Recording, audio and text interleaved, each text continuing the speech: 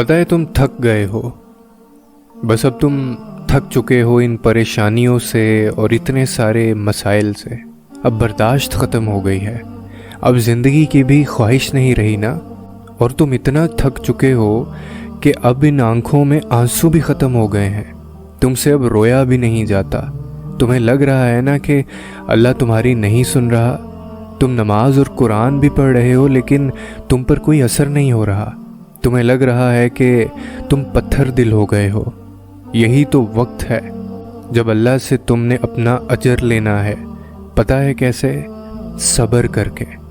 और सब्र पता है कैसे करते हैं? सब्र का मतलब बर्दाश्त करना नहीं है। सब्र तो एहसान वाला मामला है।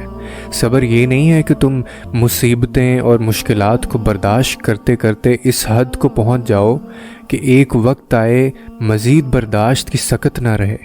तुम्हारा तो सारा ईमान भी ये बर्दाश्त ले उड़ेगी।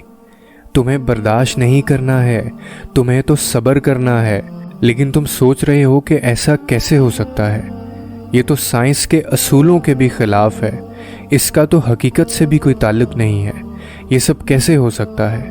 ये सब हो सकता है, मैं तुम्हें कह रहा हूँ। तुम्हें दुनिया हमेशा वो दिखाएगी जो सिर्फ़ इन दो आँखों से नज़र आता है, जो हकीकत लगती है। लेकिन तुम जानते हो ना कि अल्लाह ने कहा है कि दुनिया सिर्फ धोखा है, हकीकत तो दरअसल पर्दे के पीछे है, गैब के पर्दे के पीछे।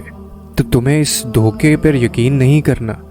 तुम्हें बस इतना करना है कि सारी परेशानियां, सारी बर्दाश्त और सारी बर्दाश्त की हदूद को गैब के पास भेजते जाओ। तुम सब अल्लाह के हवाले कर दो। किसी ने बुरा किया है तो उसके लिए दिल में बुग़्ज़ रखने की बजाय सब गैब के दरवाजे से अल्लाह के हवाले करते जाओ।